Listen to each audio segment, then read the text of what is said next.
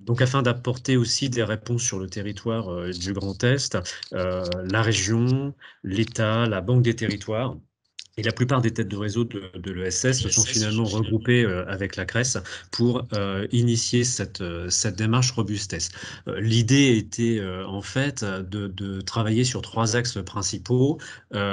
qui se sont finalement formalisés par la création de 3 groupes de travail dédiés. Le premier groupe avait pour objectif de référencer, analyser et diffuser les mesures d'appui et de soutien aux structures de l'ESS, donc tout ce qui était d'ordre financier, social et réglementaire, pour justement avoir un espace de centralisation et de regroupement pour faciliter finalement l'accès à l'information.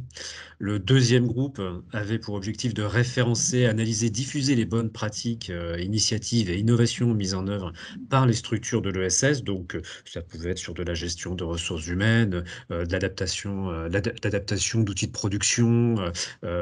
etc. Par exemple,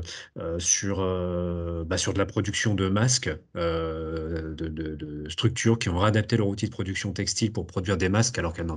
produisaient pas, par exemple, au début, et également les freins que rencontraient ces structures. Et le troisième groupe de travail, lui, avait pour objectif de proposer des mesures pérennes et innovantes pour sortir de la crise et préparer l'avenir.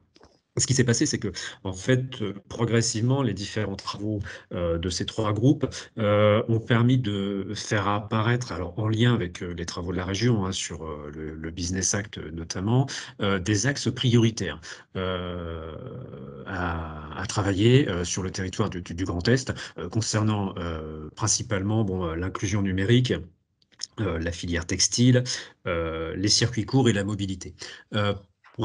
Par rapport à ces 4 axes, 2 ont été choisis pour finalement rentrer en quelque sorte dans un mode d'opérationnalité sur le territoire.